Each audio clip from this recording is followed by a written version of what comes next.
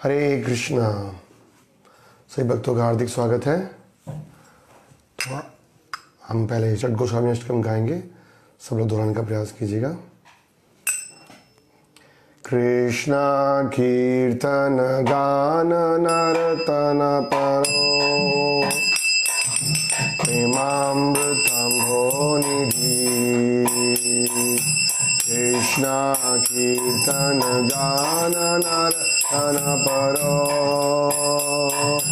प्रेमामृतंभो निधि। धीरा धीर जना प्रिया प्रिया करो निर्मत्सरो पूजितो। धीरा धीर जना प्रिया प्रिया करो निर्मत्सरो पूजितो। श्री चैतन्य कृपावरो भुवि भुवो अर्हावंतारको। श्री चैतन्य कृपावि भरो अर्हावंतारको। वंदे रूप सनातन रघुयुगा श्रीजीव गोपालको।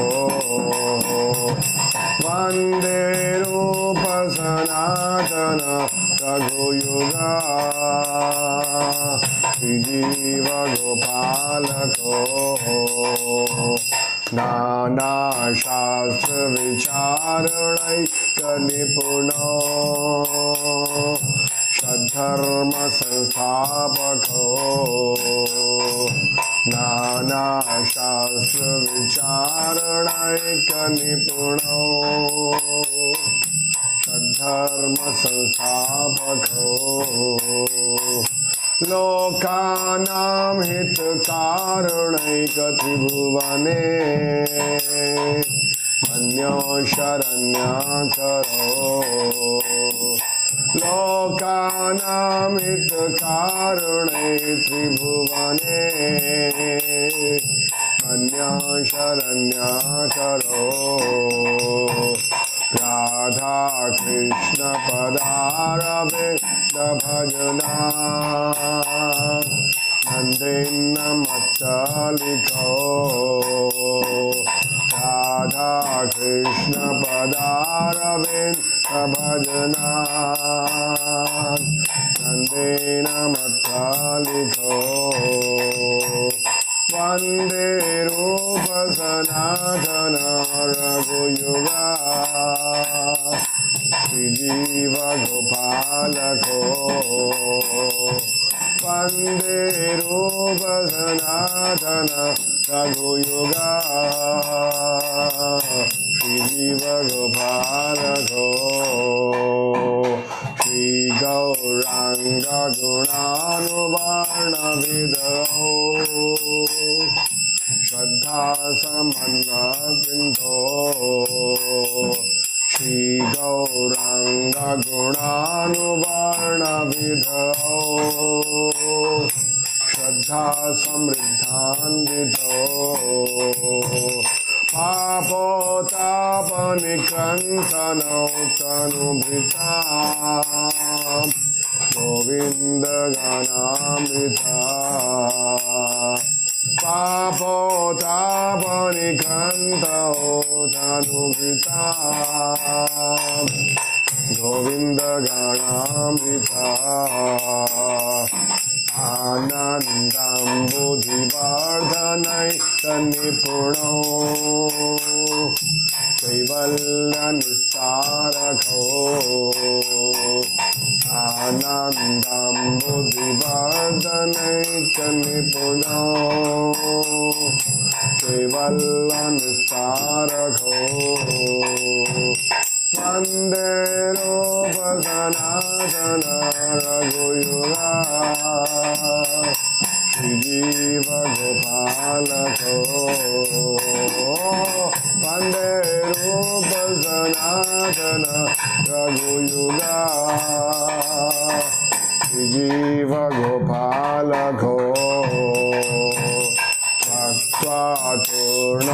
शेषमण्डलपति क्षिणीं सदा तुच्छवात् त्वक्त्वातुर्णमशेषमण्डलपति क्षिणीं सदा तुच्छवात् भूत्वा दीनगणेश करुणया कोऽपि न कण्ठाश्रितो भूत्वा दीनगणेश करुणया कोऽपि न कण्ठाश्रितो कोऽपि भावरसामृता लहरी कल्लोलमग्नोर्मोहो कोऽपि भावरसामृताम्बलहरी कल्लोलमग्नोर्मोहो वन्दे रूप सनातन रघुयुगा श्रीजीव गोपालको वन्दे रूप सनातन रघुयुगा श्रीजीव गोपालको पूजत कोकिल हंस सा रसगणा कीर्णे मयूराकुले पूजत कोकिल हंस सा रसगणा कीर्णे मयूराकुले नानारत्न निबद्धमूलविजपा श्रीयुक्त वृंदावने नानारत्न निबद्धमूलविजपा श्रीयुक्त वृंदावने राधा कृष्ण अहर्निशा प्रभजतो जीवार्थो यमुना राधा कृष्ण अहर्निशा प्रभजतो जीवार्थो यमुना वन्दे रूप सनातन रघुयुगा श्रीजीव गोपालको वन्दे रूप सनातन रघुयुगा श्रीजीव गोपालको संख्यापूर्वक नाम गणनतिभि कालावसनीकृतो संख्यापूर्वक नाम गणनतिभि कालावसनीकृतो निद्राहार विहार का विविजतो अत्यंतो दिनौचया निद्राहार विहार का विविजतो अत्यंतो दिनौचया राधा कृष्ण गुणास्मृते मधुरिमा नंदेन सम्मोहितो राधा कृष्ण गुणास्मृते मधुरिमा नंदेन सम्मोहितो वन्दे रूप सनातन रघुयुगा श्रीजीव गोपालको वन्दे रूप सनातन रघुयुगा श्रीजीव गोपालको राधा कुंड तटे कालिंदितनया तीरे च वंशी वटे राधा कुंज तटे कालिंदितनया तीरे च वंशीवते प्रेमोन्मादवसादशेषदशया दस्तौ प्रमत्तौ सदा प्रेमोन्मादवसादशेषदशया दस्तौ प्रमत्तौ सदा जायन्तो च खदाहरेर्गुणवरम् भावो भुवितो मुदा जायन्तो च खदाहरेर्गुणवरम् भावो भुवितो मुदा वन्दे रूप सनातन रघुयुगा श्रीजीव गोपाल को वन्दे रूप सनातन रघुयुगा श्रीजीव गोपाल को राधे ब्रज देवी के कललिते हे नंद सुनो कुथा हे राधे ब्रज देवी के कललिते हे नंद सुनो कुथा श्री गोवर्धन कल्प पाद पतले कालिंदी वन्या कुथा श्री गोवर्धन कल्प पादपतले कालिंदी वन्या कुथा घोषन्ता इति सर्वतो ब्रजपुरे महाविप्लवो घोषन्ताविति सर्वतो ब्रजपुरे महाविप्लवो वन्दे रूप सनातन रघुयुगा श्रीजीव गोपाल को वन्दे रूप सनातन रघुयुगा श्रीजीव गोपाल को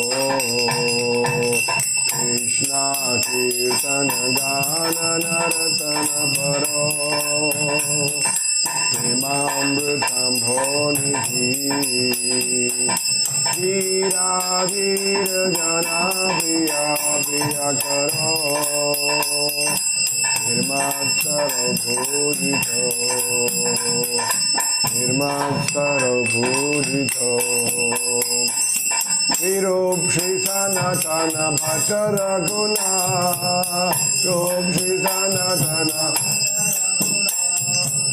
रूप श्री सनातन भट्ट रघुनाथ सनातन भट्ट रघुनाथ श्री जीव गोपाल भट्ट दास रघुनाथ गोपाल भट्ट दास रघुनाथ इच्छाए गोसाई करी चरण वंदा गोसाई करी चरण वंदा जहाँ ते विघ्न नाश विषपुरा ते विघ्न नाश विषपुरा इच्छाए गोसाई जारा मोहि तार दास इच्छाए गोसाई जारा मोहि तार दास काम सबर पद रेणु मोरा पंचग्रास काम सबर पद रेणु मोरा पंचग्रास इच्छाए गोसाई जब ब्रज कैलवास इच्छाए गोसाई जब ब्रज कैलवास राधा कृष्ण नित्य लीला करीला प्रकाश राधा कृष्ण नित्य लीला करीला प्रकाश हरे Krishna Krishna Krishna Hare Hare Hare Ram Ram Ram Hare Hare Hare Krishna Krishna Krishna Hare Hare Hare Hare Krishna Krishna Krishna Hare Hare, Hare Ram Ram Hare Hare.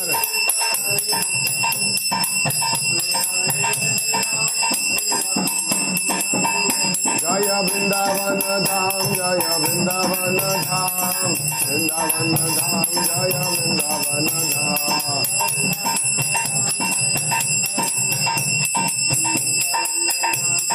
Jaya Jai Prabhupada, Jai Prabhupada, Jai Prabhupada, Jai Prabhupada,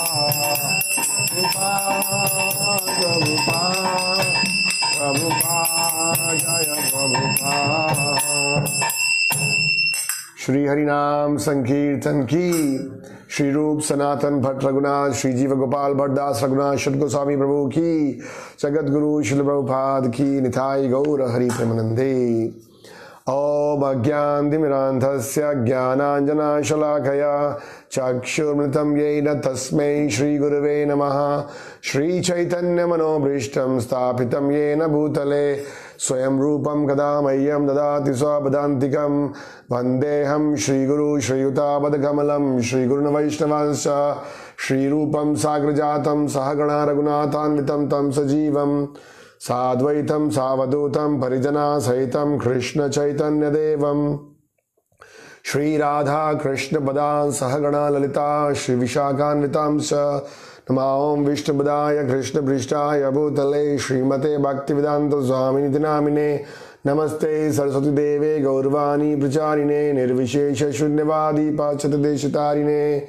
वाञ्छाकल्पतरुभ्यश्च कृपा सिन्धुभ्येव च पतितानां पावनेभ्यो वैष्णवेभ्यो नमो नमः। जय श्री कृष्ण चैतन्य प्रभु नित्यानंद, श्री अद्वैत गदाधर श्रीवासदि गौर भक्त वृंदा। हरे कृष्ण कृष्ण कृष्ण हरे हरे, हरे राम राम राम हरे हरे। हरे कृष्ण। सभी भक्तों का हार्दिक स्वागत है। तो श्रील प्रभुपाद जी और पूर्ववर्ती आचार्यों की कृपा से हम चैतन्य महाप्रभु के प्रसिद्ध भक्त, जो कि 6 गोस्वामी के रूप से प्रसिद्ध थे, उनके बारे में श्रवण करने का प्रयास कर रहे हैं। ये हम भजन रोज गा रहे हैं और प्रयास करना चाहिए, जब हम भजन गाते हैं इसको समझने का प्रयास करें कि कितना महान स्तर था इन गोस्वामियों का। केवल ये कोई जाति नहीं है, कोई कास्ट नहीं है, बट गोस्वामी मतलब वो व्यक्ति जिसने अपनी इंद्रियों को पूर्ण रूप से जीत लिया है, अपने अधीन कर लिया है और साथ साथ में उसको भगवान की सेवा में लगा रहा है। किस प्रकार से गोस्वामी लोग निद्रा आहार विहार सबको जीत करके 24 घंटे कृष्ण कथा नाम कीर्तन गान में लगे रहते थे और प्रेम उन्माद, वो साधारण नाम नहीं करते थे जैसे हम लोग जबरदस्ती नाम करते हैं। जब नाम कीर्तन करते थे तो उन्माद, वो प्रेम में पागल हो जाते थे। उनको सुध बुध नहीं रहती थी, ना खाने की, ना पीने की, ना घूमने की। वो सिर्फ आनंदम अम बुद्धि वर्धनम, हमेशा बढ़ते हुए आनंद का अनुभव कर रहे थे। तो हम बड़े सौभाग्यशाली हैं कि श्रील प्रभुपाद जी की कृपा से हम इन गोस्वामियों के बारे में कुछ सुन सकते हैं और फिर इनसे प्रार्थना कर सकते हैं, क्योंकि इन 6 गोस्वामी के द्वारा यही छाए गोसाई करी चरण वंदन, इनकी वंदना से ही हमारे जीवन में जो आने वाली रुकावटें हैं, विघ्न हैं, वो दूर होंगे और जो अभीष्ट है, जो हमारा चरम लक्ष्य है, उसको हम प्राप्त कर सकते हैं।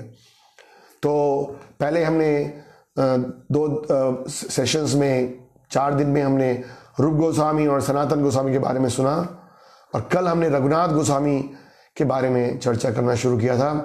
किस प्रकार से रघुनाथ गोस्वामी एक बहुत ही धनी परिवार में प्रकट हुए थे, लेकिन 15 साल की आयु में ही जब उन्होंने पहली बार शांतिपुर में भगवान कृष्ण का, चैतन्य महाप्रभु का दर्शन किया तो उनकी तरफ आकर्षित हो गए और सारा भौतिक जीवन से उनका आकर्षण खत्म हो गया था।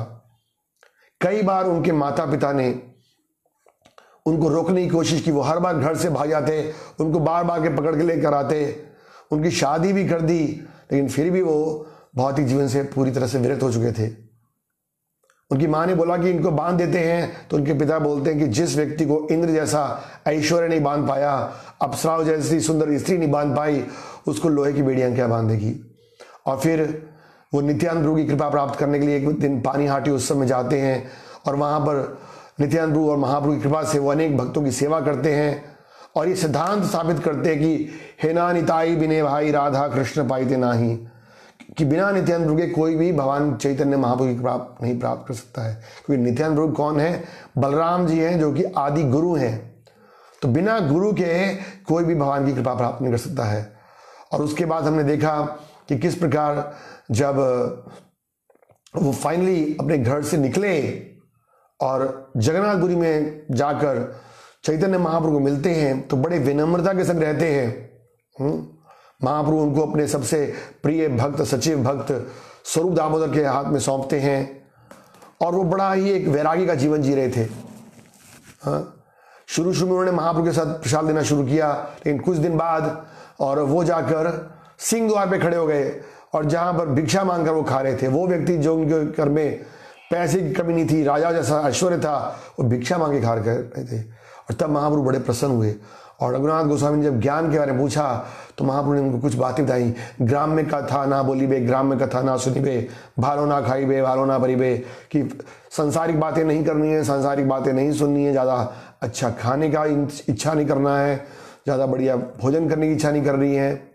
फिर वो कुछ दिन के बाद वो चले गए जहाँ पर भंडारा बनता था, क्योंकि उन्होंने सोचा कि अगर मैं यहाँ भिक्षा मांगूंगा तो ये एक वैश्यावृत्ति के समान है। मेरे मन में हमेशा ये इच्छा बनी रहेगी, ये व्यक्ति आएगा, ये व्यक्ति मुझे देगा, नहीं देगा, तो मेरा भजन में डिस्टर्बेंस होगा।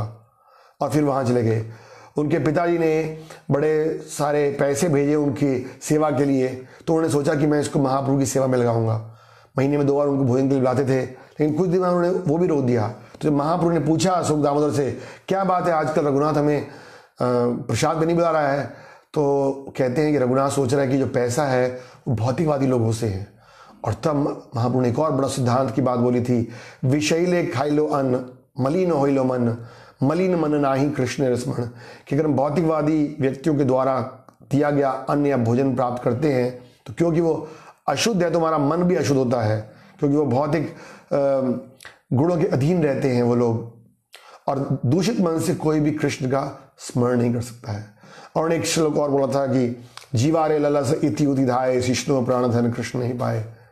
जो व्यक्ति जीव के चक्कर में, बढ़िया बढ़िया खाने के चक्कर में और अपनी इंद्रियों को संतुष्ट करने के चक्कर में इधर उधर दौड़ता है, वो कभी भी कृष्ण को प्राप्त नहीं कर सकता है। और इस तरह से हमने देखा कि महाप्रभु के साथ वो करीब 16 साल जगन्नाथपुरी में बड़े वैराग्य के रूप में रहे।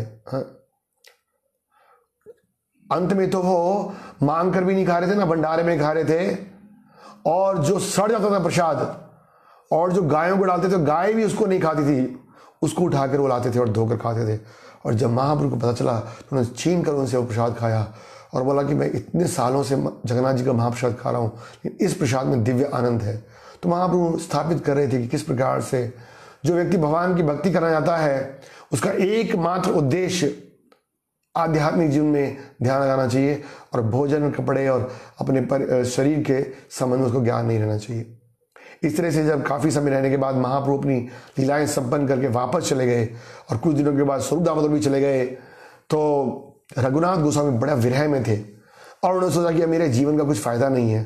और उन्होंने सोचा कि मैं वृंदावन जाऊंगा और गोवर्धन में छलांग मार दूंगा, क्योंकि उनको महाप्रभु ने गोवर्धन शिला और गुंज माला दी थी, जो कि महाप्रभु को सबसे बड़ी प्रिय थी। इतना प्रेम था रघुनाथ गोस्वामी के द्वारा। तो वृंदावन में आते हैं और वृंदावन में सोचते हैं कि मैं गोवर्धन में चढ़कर और छलांग मार दूंगा। यहाँ पर एक बात समझनी चाहिए, हमने देखा था सनातन गोस्वामी भी इस तरह से अपना शरीर त्यागना चाहते हैं, लेकिन ये जो शरीर त्यागने की भावना है ये कोई भावुकता की वजह से नहीं है, या वो संसार से परेशान होकर फ्रस्ट्रेट होकर सुसाइड नहीं कमिट करना चाहते हैं। वास्तविक वो दिखा रहे हैं कि भगवान और भक्तों के विरह में एक क्षण भी निकालना भक्तों के लिए असंभव है। जैसे कि हम जब वैष्णव का तिरुभाव दिवस होता है तो एक भजन गाते हैं, जे आनी लो प्रेमा धन करुणा प्रचुर। तो उसमें एक लाइन आती है, पाषाणे कुटिबो माथा अनले पशिबो, कि अगर मैं भक्तों का दर्शन नहीं करूंगा, महाप्रभु का दर्शन नहीं करूंगा, रूप गोस्वामी सनातन गोस्वामी का दर्शन नहीं करूंगा, तो क्या मैं अपने पत्थर से सर को पटक के खत्म कर लूं अपने आप को, या आग में चले जाऊं, जीवन खत्म कर लूं? क्योंकि भक्त का हमेशा यही उद्देश्य रहता है कि भगवान और भक्त के संग में भगवान की भक्ति की जाए। खासकर भक्तों के संग में भक्ति करना चाहते हैं। तो जब देखा उन्होंने कि स्वरूप दामोदर नहीं है, महाप्रभु नहीं है, तो वो छोड़ना थे। लेकिन क्योंकि महाप्रभु ने उनको आज्ञा दी थी कि तुम जाना वृंदावन में, तो वो आते हैं और वृंदावन में आकर वो रूप गोस्वामी और सनातन गोस्वामी को मिलते हैं। और जैसे ही वो सनातन गोस्वामी रूप गोस्वामी का दर्शन करते हैं तो उनके चरणों में गिर जाते हैं और कहते हैं कि मैं महाप्रभु और स्वरूप दामोदर के बिना मर रहा था, लेकिन अब आपका दर्शन करके मेरे अंदर थोड़ी सी उम्मीद आई है, क्योंकि मैं देख सकता हूं कि महाप्रभु आपके साथ रहते हैं।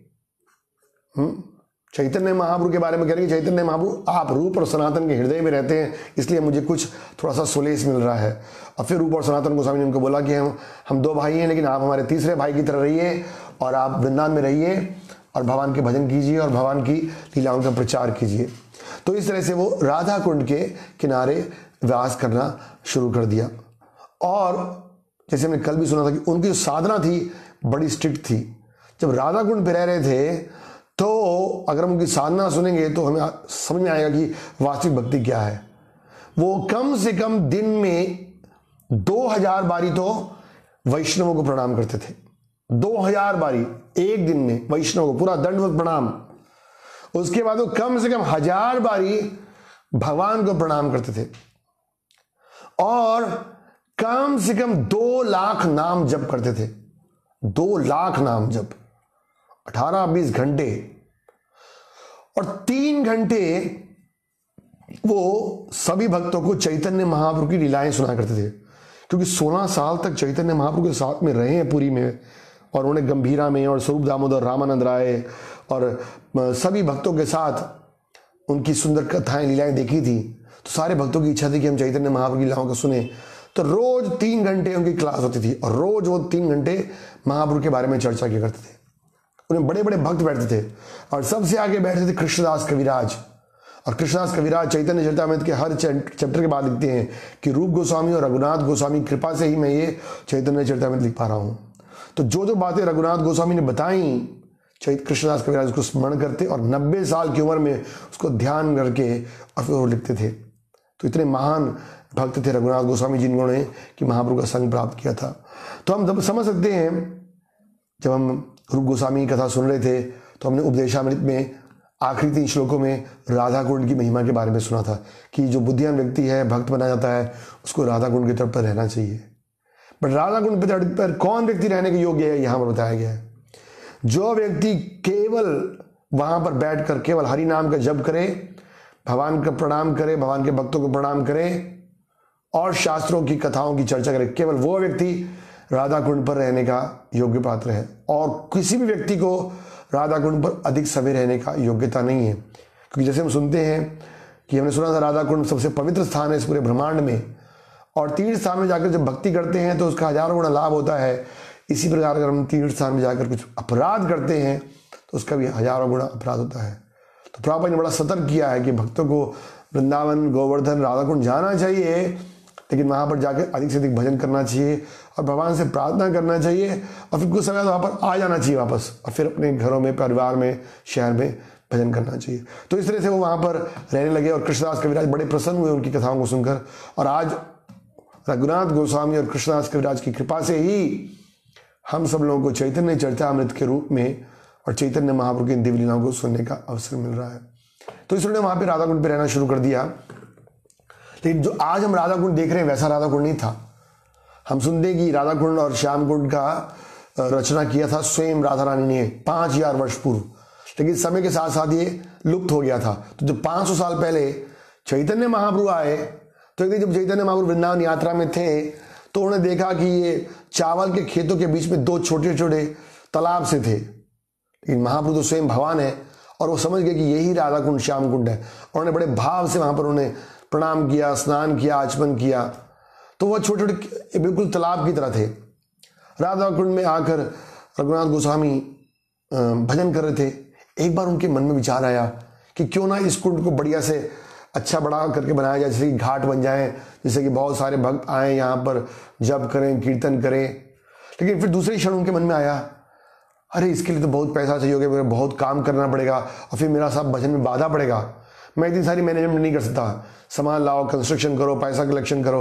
उन्होंने बोला कि मेरे से तो ये होगा नहीं, मेरे को तो महाप्रभु ने बोला है कि मेरे को जाकर भजन करना है। तो उन्होंने वो विचार त्याग दिया। लेकिन महाप्रभु तो रघुनाथ गोस्वामी के हृदय की इच्छा को जानते थे कि वो भक्तों की सेवा और भगवान के प्रचार के लिए उस स्थान का उद्धार करना चाहते थे। और महाप्रभु की इच्छा भी थी कि जितने भी लीला स्थली हैं उनका जीर्णोद्धार हो। तो उस दिन क्या हुआ, बहुत दूर उत्तर भारत में बद्रीनाथ में एक बहुत ही धनी व्यापारी बहुत सारा धन लेकर बद्री का आश्रम में गया और उसने बद्रीनाथ जी को भेंट अर्पण किया। लेकिन जब उस रात को सोया तो बद्रीनाथ जी उसके स्वप्न में आए। उन्होंने बोला कि तुम वृंदावन जाओ और वहां पर एक गांव है अरिष्टग्राम। अरिष्टग्राम है जहां पर कि रघुनाथ गोस्वामी रहते हैं, और जाकर तुम उनको ये पैसे दो, सारे दे दो और उनको बोलो कि वो राधा कुंड को रेनोवेट करे। और अगर वो मना करे ना तो उनको कहना कि स्वयं मैंने भेजा है, भगवान ने भेजा है। अरिष्टग्राम वो जगह है जहां पर राधा कुंड और श्याम कुंड है। क्यों सबको पता है ना कथा, वो अरिष्टासुर करके एक राक्षस था जो कि एक बैल के रूप में आया था और भगवान ने इसका वध किया था। और फिर गोपियों ने आरोप लगाया था कि आपने तो बैल का वध किया, आपको स्नान करना पड़ेगा। और तब क्या किया, भगवान ने बांसुरी खोद कर और सारे तीर्थों को बुलाया था उसमें, क्योंकि भगवान का नाम है तीर्थराज। तो सारे तीर्थ आए और फिर भगवान ने स्नान किया। और फिर भगवान ने बोला उनको कि क्योंकि तुमने अभी असुर की तरफ साइड किया है तो तुम्हें भी पवित्र होने के लिए स्नान करना पड़ेगा। और राधा रानी ने अपनी कंगन से एक कुंड बनाया, लेकिन उनको इतने मंत्रों का उच्चारण नहीं आता था, तो पानी कहाँ से लाएं। तो उन्होंने सारी गोपी को बोला कि ठीक है, मानसी गंगा से एक एक करके हम पानी लेके आएंगे। बहुत दूर था, भगवान को दया आ गई। भगवान ने बोला आप मेरे कुंड से पानी ले लो, लेकिन राधा रानी ने बोला नहीं नहीं। लेकिन फिर भगवान ने जब प्रार्थना किया तो सारे जो तीर्थ थे उनके देवता लोग आकर राधा रानी से प्रार्थना किए और फिर राधा रानी मान गई और फिर वहां से सारा पानी ट्रांसफर हुआ। तो अरिष्टासुर के नाम से अरिष्टग्राम पड़ा था। तो वो जो व्यापारी था वो अगले दिन आया वहां पर और उसने रघुनाथ गोस्वामी को सारी कथा बताई और फिर वो सारा धन दिया। रघुनाथ गोस्वामी बड़े प्रसन्न हुए और फिर उन्होंने सब भक्तों के लिए वो इतना सुंदर राधा कुंड का जीर्णोद्धार किया। तो आज हम देखते हैं राधा कुंड जो इतना बड़ा सुंदर तालाब है वो रघुनाथ गोस्वामी कृपा है। जब वो ऐसा कर रहे थे तो देखा कि एक कोने में 5 पेड़ थे। तो उन्होंने आज्ञा दी कि भी इसको बराबर कर दो इस जगह को। लेकिन वो 5 पेड़ कोई साधारण पेड़ नहीं थे, वो स्वयं 500 पांडव थे जो कि राधा कृष्ण लीलाओं का दर्शन करने के लिए राधा कुंड में विराज रहे थे। तो उस रात को युधिष्ठिर महाराज रघुनाथ गोस्वामी के स्वप्न में आते हैं और कहते हैं कि मैं अपने चारों भाइयों के साथ राधा कृष्ण की नित्य लीला का दर्शन करने के लिए राधा कुंड में वास कर रहा हूँ और भजन कर रहा हूँ, तपस्या कर रहा हूँ, आप कृपा करके हमें यहाँ से भेजिए नहीं। और तब रघुनाथ गोस्वामी बड़े आश्चर्यचकित हुए और फिर उन्होंने उस जगह को छोड़ दिया जहाँ वो 5 पेड़ थे और बाकी जगह सब घाट बनाए। तो यदि आप आज भी जाओगे राधा कुंड के साइड में जो कृष्ण कुंड है, जहाँ श्याम कुंड है, वहाँ पर 5 पेड़ हैं। ये 5 पांडवों के पेड़ के नाम से प्रसिद्ध है। और उसी के पास एक छोटी सी कुटिया में कृष्णदास कविराज 90 साल की उम्र में राधा कुंड के तट पर बैठकर, श्याम कुंड के तट पर बैठकर एक चैतन्य चरितामृत की रचना की थी। तो इस तरह से राधा कुंड का विस्तार हुआ। अब ये रघुनाथ गोस्वामी तो कोई फिक्स जगह तो थी नहीं, क्योंकि सिर्फ कुंड तो बन गया तो उनका कोई घर कहीं ना कभी किसी बड़े के नीचे बैठते, कहीं मानसी गंगा चले आते हैं। और इस तरह जब वो भजन कर रहे होते तो वहां पर तो उस समय जंगल था, बहुत सारे जंगली जानवर भी थे, लेकिन वो भजन में जब कर रहे होते तो वो इतना मग्न हो जाते हैं कि उनको बाहरी दुनिया का बिल्कुल ध्यान नहीं होता कि क्या हो रहा है। नाम जब कर रहे थे, जब कीर्तन करते, भांगी लीलाओं का स्मरण करते, तो उनको ये चिंता नहीं रहता कि बाहर क्या हो रहा है। हम तो सब देखते रहते हैं इधर क्या हो रहा है, उधर क्या हो रहा है, साथ में फोन भी रखा होता है।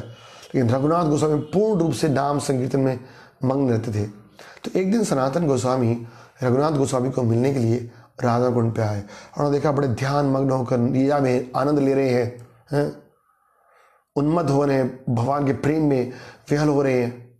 और तभी देखा उन्होंने कुछ दूरी पर 2 शेर पानी पीने के लिए आए। और जैसे ही वहां शेर पानी पीने के लिए आए तो कुछ ही क्षणों में देखा कि स्वयं परम भगवान श्री कृष्ण एक छड़ी लेकर आ गए जिससे कि रघुनाथ गोस्वामी की वो रक्षा करें। सनातन गोस्वामी इस बात को देखकर बड़े आश्चर्यचकित रह गए। और फिर जब वो पानी पीकर चले गए शेर, तो भगवान भी चले गए। तब वो रघुनाथ गोस्वामी के पास आए और बोले हमारी परंपरा है कि हम सब लोग भगवान के सेवकों के सेवक हैं, चैतन्य महाप्रभु ने हमें सिखाया है कि हमें भगवान की सेवा करनी है, ना कि हमें भगवान से सेवा लेनी है। तुम जैसे भजन कर रहे हो उसकी वजह से तो भगवान कृष्ण को यहाँ पर आकर चौकीदार बनना पड़ा। वो छड़ी लेकर खड़े थे, तुम्हारा रक्षा कर रहे थे उन शेरों से। तुम ऐसा नहीं करो, तुम्हें बड़ी सावधानी पूर्वक भजन करना चाहिए जिससे कि भगवान को आपकी सेवा ना करना पड़े। 2 दिन बाद जब सनातन गोस्वामी फिर मिलने के लिए आए तो देखा दोपहर का समय था, बहुत तेज धूप थी, तप रहा था सारा राधा कुंड, और ये महात्मा जी रघुनाथ गोस्वामी ये मग्न होकर महामंत्र का जप कर रहे हैं। और तभी उन्होंने देखा कि स्वयं राधा रानी आती हैं और अपने साड़ी की पल्लों से और रघुनाथ गोस्वामी के ऊपर छाएं कर देती हैं, एक अम्ब्रेला की तरह। और सुबह से लेकर शाम तक, मतलब जब तक सूरज ढल नहीं आता है तब तक वो भी अपना जप करते आ रहे हैं और इधर राधा रानी भी उनके शेड कर रही है। सनातन गोस्वामी देखकर बड़े आश्चर्य हुए। और जब राधा रानी चली गई तो उन्होंने बोला ये तो हद ही हो गई, आज तुमने हद ही कर दी। अरे तुम तो आराम से छाए बैठकर जप कर रहे थे और स्वयं राधा रानी पसीना पसीना हो रही थी और उनको इतनी गर्मी लगी थी, तुम क्या कर रहे हो, तुम राधा रानी से सेवा ले रहे हो, हम सब लोगों का अपराध लगेगा। और उन्होंने प्रार्थना किया, भैया मेरे एक छोटा सा यहाँ पर भजन कुटीर बना लो, कम से कम उसके बीच में बैठ के तुम जितना मर्जी मग्न होकर भजन करो, 24 घंटे 36 घंटे करो, लेकिन भगवान को तो परेशान नहीं करो, भगवान से सेवा नहीं लेना। ऐसे नहीं कि भगवान अपना सारा काम छोड़ छाड़ कर और आकर आपकी सेवा में लग जाए। और तब रघुनाथ गोस्वामी ने सनातन गोस्वामी के कहने पर एक छोटा सा भजन कुटीर बनाया और वहाँ बैठ कर भजन कर रहे थे। तो हम देख सकते हैं कि यहाँ पर कई बातें हैं। एक तरफ ऑफकोर्स सनातन गोस्वामी कह रहे हैं कि हमें भगवान से सेवा नहीं लेनी चाहिए और भगवान की सेवा करनी चाहिए, बट दूसरी तरफ हम देख सकते हैं कि रघुनाथ गोस्वामी कितने महान भक्त थे। एक तरफ तो हम देखते हैं कि जब नाम संकीर्तन कर रहे थे तो उनका शारीरिक स्तर पर कोई भी कष्ट, कोई भी उनको तकलीफ महसूस नहीं हो रही थी। इतनी तेज गर्मी है, यहाँ तो हम गर्मी कमरे के अंदर बैठ के भी, मैं पंखे और एसी में भी मैं मुश्किल लगता है, और वो तेज धूप में बैठकर नाम संकीर्तन कर रहे थे। यहाँ एक छोटे से कॉकरोच को देखकर हम डर जाते हैं, वहाँ शेर आ गए तब भी वो भगवान के नाम संकीर्तन में मस्त थे। तो ये असली में नाम जप की महिमा है कि जो व्यक्ति नाम जप करता है उसके लिए फिर शारीरिक कष्ट कोई महत्व नहीं रखते।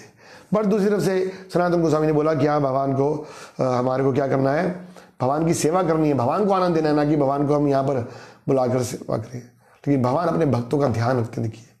तो एक तरफ हमने बोला कि वो भगवान के भक्त नाम संकीर्तन में इतना आनंद लेते हैं, और दूसरी तरफ जो व्यक्ति अनन्य भाव से भक्ति करता है भगवान उसके लिए सारी योजनाएं भी करते हैं, सारी सुरक्षा की योजना भी करते हैं। तो इस तरह से फिर रघुनाथ गोस्वामी ने एक छोटी सी कुटिया बना ली। आज भी आप जाओगे तो उस कुटिया के अंदर ये दोनों फोटोज बनी होती हैं कि दो उस तालाब में शेर खड़े हैं, कृष्ण भगवान जो है रघुनाथ गोस्वामी की रक्षा कर रहे हैं, और इसी तरह राधा रानी अपने साड़ी के पल्लों से और रघुनाथ गोस्वामी को छाएं दे रही है। कितना प्रेम था रघुनाथ गोस्वामी का। हमने सुना था रघुनाथ गोस्वामी प्रयोजन के आचार्य हैं, हम आगे चर्चा करेंगे। तो इसी प्रकार एक और बड़ी सुंदर कथा आती है। हमने बताया था रूप गोस्वामी के कथा में कि उन्होंने कई पुस्तकें लिखी थी, उसमें से 2 पुस्तकें थी जिनका नाम था विदग्ध माधव और ललित माधव। तो ललित माधव थी भगवान की द्वारका की लीलाओं के बारे में, और विदग्ध माधव थी भगवान की वृंदावन की लीलाओं में। और खासकर से वृंदावन में जो भगवान की लीलाएं हैं उसमें तो भगवान का जो राधा रानी और गोपियों के विराह ज़्यादा है। गोपियाँ किस प्रकार से गोपियाँ और राधा रानी किस प्रकार से भगवान के विरह में कष्ट उठा रही हैं, दुखी हैं, उन्मत्त हैं, पागलों की तरह रो रही है, अपना खाना पीना शुद्ध छोड़ दिया है। बड़ा लंबा चौड़ा टॉपिक है, 10वें स्कंद में देखेंगे। तो एक दिन रूप गोस्वामी की ये पुस्तक रघुनाथ गोस्वामी के हाथ में लग जाती है, और जैसे ही रघुनाथ गोस्वामी इस पुस्तक को पढ़ना शुरू करते हैं, क्योंकि वो तो वैसे ही प्रयोजन के आचार्य हैं। प्रयोजन मतलब हमने बताया था ना, संबंध, अभिदय, प्रयोजन। तो जो जीवन के आध्यात्मिक जीवन का जो परम लक्ष्य है कृष्ण प्रेम, उसके आचार्य हैं। तो वो तो ऑलरेडी राधा रानी और गोपियों के शुद्ध कृष्ण के प्रति जो प्रेम है उसमें डूबे हुए थे। तो जैसे ही उन्होंने राधा रानी और गोपियों का कृष्ण के विरह के बारे में सुना, वो उस विरह में इतना ज़्यादा डूब गए। स्वयं राधा रानी का संग कर रहे थे वो राधा कुंड के रूप में, लेकिन फिर भी उनको जैसे ये स्मरण आया कि राधा कृष्ण अलग हो रहे हैं, गोपियाँ राधा कृष्ण से अलग हो रही हैं, कृष्ण से अलग हो रही हैं, बड़े विकल हो गए और इतने ज़्यादा दुखी हो गए, इतने ज़्यादा उनका शरीर कमज़ोर बढ़ गया कि सब लोगों ने सोचा कि अभी तो शरीर धारण ही नहीं कर पाएंगे। और सब लोग दौड़े दौड़े गए रूप गोस्वामी के पास कि अरे रघुनाथ गोस्वामी का ये हाल हो रहा है। रूप गोस्वामी को बड़ी चिंता होगी, और उन्होंने जल्दी जल्दी एक कुछ ही क्षणों में, कुछ ही समय में एक बड़ी सुंदर पुस्तक लिखी जिसका नाम था दान केली कमुदी। जिसके अंदर भगवान के बड़े सुंदर हंसी मजाक की लीलाएं थी और खासकर से राधा कृष्ण के मिलन की, गोपियों की राधा कृष्ण के संग मिलन की लीलाएं थी। तो रूप गोस्वामी आए और रघुनाथ गोस्वामी बोलते हैं जो तुम्हारे पास किताब है ना ललित मार्ग, उसे मुझे कुछ करेक्शंस करनी है, आप कृपा करके वो वाली किताब मुझे दे दो और आप ये किताब पढ़ो जब तक। और जब रघुनाथ गोस्वामी ने ये दान केली कमोदी पुस्तक पढ़ना शुरू किया, जिसमें कि राधा रानी का कृष्ण के संग मिलन है, गोपियों कृष्ण के संग मिलन है और कृष्ण बड़े प्रसन्न मुद्रा में है, तब थोड़ा सा उनको शांति हुआ। अगर आपको याद होगा, इसी तरह जब हमने रूप गोस्वामी और सनातन गोस्वामी की कथा सुनी थी, तो किस तरह से जब वो राधा कृष्ण के मिलन की कथा लिखते थे तो सारे पेड़ों में पत्ते उग जाते थे, और जब वो विरह की बात देते थे तो सारे पत्ते झड़ते थे। इतना इन गोस्वामियों का इस लीला में वो एब्जॉर्ब हो जाते थे कि स्वयं राधा कृष्ण और जितने जड़ अजड़ जितने लोग थे वो भी उसको रियलाइज करते थे। तो इस तरह से रघुनाथ गोस्वामी ने अपने आप को संभाला और फिर वो उस बात को भूल गए। फिर इस तरह ही एक बड़ी सुंदर और लीला है। तो रघुनाथ गोस्वामी हमेशा राधा कुंड को बड़ा पूजनीय मानते थे, क्योंकि रूप गोस्वामी की पुस्तकों ने पढ़ रखी थी उपदेशामृत में, और वो ये समझ रहे थे कि राधा जो कुंड है वो भगवान राधा कृष्ण की लीलाओं की सबसे उच्चतम स्थान है, और वो राधा रानी का एक स्पेशली विशेष स्नान करने का कुंड है। दो चीज़ें हैं, राधा कुंड, रूप गोस्वामी कह रहे हैं ना कि जिस तरह से राधा रानी कृष्ण को प्रिय है, उसी तरह से राधा कुंड भी कृष्ण को बहुत प्रिय है, क्योंकि राधा रानी से अभिन्न है और राधा रानी ने उसमें स्नान किया। तो रघुनाथ गोस्वामी उसको इस तरह से बड़े आदर के संग देखते थे। और दूसरा देखते थे कि यहाँ पर अष्टकालीय लीला होती हैं, वृंदा देवी जो है राधा कृष्ण के मिलन की जो लीलाएं हैं वो यहाँ राधा कुंड पे आयोजित करती हैं। तो इस तरह से वो बड़े आदर के साथ उसमें 3 बार स्नान करते थे और उसको प्रणाम करते थे। और कभी भी उनको ये हमेशा रहता था कि जो ये राधा कुंड का जल है वो राधा रानी का कृष्ण के प्रति जो प्रेम है उससे भरा हुआ है। ये पानी नहीं है असली में, ये राधा रानी का कृष्ण के प्रति प्रेम है जो कि जल के रूप में है। तो इसलिए वो कभी भी और पानी का इस्तेमाल किसी और काम के लिए नहीं करते, जैसे बर्तन धोना या किसी और काम के लिए वो करते नहीं थे। लेकिन उन्होंने कुछ लोगों को देखा कि कुछ लोग वहाँ पर बर्तन धो रहे हैं, कुछ और काम कर रहे हैं, तो उनको बड़ा दुख हुआ। और फिर उन्होंने सोचा कि चलो एक काम करते हैं, कुछ और पानी का अरेंजमेंट कर लेते हैं जहाँ पर बाकी सब लोग बाकी काम कर लेंगे। तो उन्होंने अपने कुछ सहयोगियों को बोला कि चलो एक कुआं खोदते हैं। और जब कुआं खोदने लगे तो एकदम से जिस कुल्हाड़ी से खोद रहे थे उनके आदमी, तो एक पत्थर को उनका कुल्हाड़ी लगी, एक पत्थर से टकराई और उस पत्थर में से खून निकलने लगा। तो उनके लोगों ने बताया, तो रघुनाथ गोस्वामी ने बोला रुक जाओ। और उस दिन रात को स्वयं भगवान कृष्ण गोवर्धन के रूप में प्रकट हुए, गिरिराज के रूप में, और बोले ये गोवर्धन मेरा ही शरीर है, और इस गोवर्धन स्थान में जितने भी जगह हैं वो सब मेरे शरीर के अलग अलग अंग हैं। आप पढ़ोगे अगर तो बताया गया कि गोवर्धन एक मोर की रूप में है। तो मोर की जैसे दो आंखें हैं आगे, वो क्या है, राधा कुंड और श्याम कुंड है। और जो पूरा गोवर्धन है वो मोर का शरीर है, और जो पीछ है, पूंछ, तुम जाते हैं ना गोवर्धन परिक्रमा तो पूंछड़ी एक जगह आती है, तो वो उसका एंड पार्ट है। और ये जगह जहाँ खोद रहे थे तो उन्होंने बताया गोवर्धन ने स्वप्न में कि ये असली मेरी जीभ है, और क्योंकि ये जो लोग खोद रहे थे उन्होंने कुल्हाड़ी से कट गई मेरी जीभ, तो खून निकल रहा है, और तुम अब क्या करो, इसको जीभ को निकालो और यहाँ मेरा मंदिर बनाओ और मेरी अर्चना पूजा करो। रघुनाथ गोस्वामी बड़े आश्चर्य से उठे और उनको स्थापना किया, उस जगह को वहाँ मंदिर बनाया और फिर वहाँ पर पूजा अर्चना हो रही। आज भी जाओगे तो अगर आप राधा कुंड की परिक्रमा करो तो गोप कुआं आता है यहाँ पर, जहाँ भगवान का ये राधा कुंड का जीव, जो गोवर्धन का जो जीव स्थान है उसको माना जाता है। तो इस तरह से हम देख सकते हैं कि रघुनाथ गोस्वामी इतने महान भक्त थे कि स्वयं कृष्ण उनके सामने आए, उनकी रक्षा करने के लिए, राधा रानी उनकी रक्षा करने के लिए आई, स्वयं गोवर्धन जी उनके सामने प्रकट हुए। तो रघुनाथ गोस्वामी बड़े महान भक्त थे, और महान भक्त थे, लेकिन वो हमेशा राधा कृष्ण की लीलाओं में इतना मग्न रहते थे कि उनको अपने खाने पीने की कोई चिंता ही नहीं थी। उनका भोजन क्या था, एक कुल्हड़ में, पत्ते के कुल्हड़ में थोड़ा सा छाछ पीते थे, दूध नहीं, दही नहीं, लस्सी नहीं। जो दूध से दही जमाते हैं ना तो ऊपर थोड़ा पानी पानी से रहता है, उससे हल्का सा छाछ सी, बिल्कुल पतला सा पानी लेते थे, और वो भी 2-3 दिन में एक बार। हाँ, 2-3 दिन में एक बार। एक्चुअली कुछ आचार्य तो लिखते हैं कि इतना ले, जब वो इतना लेते थे ना, तब भी उनको अपने आप पर शर्म आती थी कि मैं इतना क्यों ले रहा हूं। क्योंकि वो लिखते हैं कि अगर किसी का भगवान कृष्ण के प्रति प्रेम और सेवा भाव है तो वो प्रेम इतना आनंददायी है, इतना संतुष्ट करने वाला है कि किसी भी व्यक्ति को अपने शरीर को धारण करने के लिए, शरीर को मेंटेन करने के लिए और किसी चीज की आवश्यकता नहीं है। और वो अपने आप को एक बड़ा भोगी मानते थे कि मैं देखो कैसे भोग कर रहा हूं इसका। बताइए, भोगी मतलब जो बड़ा स्पेशल डिशेज खाता है, बड़ी खीर पूड़ी हलवा खाता है, भोगी है वो। 3 तरह के लोग होते हैं, योगी और भोगी और फिर रोगी। तो हम सब लोग रोगी कैटेगरी में हैं। पहले भोगी बनते फिर रोगी बनते। बट ये रघुनाथ गोस्वामी सोचते थे कि जो मैं छाछ ही पी रहा हूँ 2-3 दिन में एक बार, वो बहुत बड़ा भोग है, क्योंकि मुझे इसकी आवश्यकता नहीं है असली में। क्योंकि अगर कोई व्यक्ति राधा कृष्ण के प्रेम में समर्पित है तो उसको किसी की आवश्यकता नहीं। ये स्थिति थी उनकी। लेकिन भगवान की सेवा में वो हमेशा मग्न रहते थे। तो एक दिन उन्होंने सोचा कि मैं भगवान को सुंदर खीर का भोग लगाऊं। और उन्हें स्वप्न में, क्योंकि गोस्वामी थे, उनके पास सामान तो था नहीं, उन्होंने स्वप्न में ही क्या किया, दाल इकट्ठा किया, और सॉरी चावल इकट्ठा किया, राइस इकट्ठा किया, चीनी इकट्ठा किया, दूध इकट्ठा किया, कुछ फ्रूट्स इकट्ठे किए, ड्राई फ्रूट्स वगैरह, और बड़ा सुंदर खीर बनाया। और फिर उन्हें राधा कृष्ण को अर्पण किया। साथ में उनकी सखियां भी थी, उनको भी अर्पण किया। सबने बड़े प्रसन्न मुद्रा में होकर रघुनाथ गोस्वामी के द्वारा अर्पण किया गया ये प्रसाद लिया।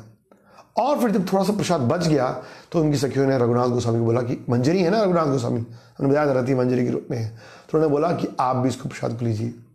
और क्योंकि राधा कृष्ण गोपियों ने उस प्रसाद को लिया था तो वो इतना दिव्य प्रसाद बन गया था कि रघुनाथ गोस्वामी ने कुछ ज्यादा ले लिया। वो ये सब स्वप्न में चल रहा है, ज्यादा प्रसाद खा लिया, सो गए। अगले दिन जब सवेरे क्लास का टाइम, मैंने बताया ना कि 3 घंटे वो क्लास करते थे। अभी सुबह से दोपहर हो गई, दोपहर से शाम होने आ रही है, और ये महात्मा जी ने अपना कुटिया नहीं खोला है। सब लोग बड़े परेशान हो गए, क्या बात आज स्वामी जी ने गेट नहीं खोला, क्लास का टाइम हो गया है। नॉक किया काफी देर, तो फिर देखा खुला गेट, तो देखा रघुनाथ गोस्वामी लेटे पड़े और बोल रहे मेरे पेट में बहुत दर्द हो रहा है, मेरी तबीयत ठीक नहीं है। सब लोग दौड़े गए रूप गोस्वामी के पास मथुरा में, और फिर वहां से उन्होंने क्या किया, वल्लभाचार्य जो थे हैं, उनके एक लड़का था, उनको भेजा डॉक्टरों के साथ कि डॉक्टर जाओ देखो भाई क्या प्रॉब्लम होगी इनको। और डॉक्टर ने उनकी नमज पढ़ कर और सब कुछ देखा तो बोला कि इनका ना पेट खराब हो गया है, क्योंकि उन्हें लगता है बहुत ज़्यादा खीर खा ली है।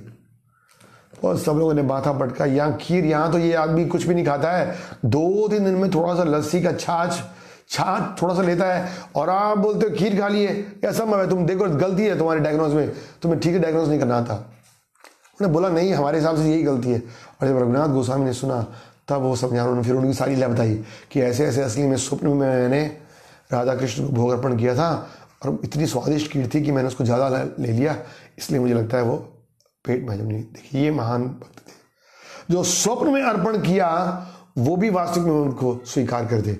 या वास्तविक में अर्पण करते हैं तो अभी पता नहीं भगवान स्वीकार करते हैं करते हैं।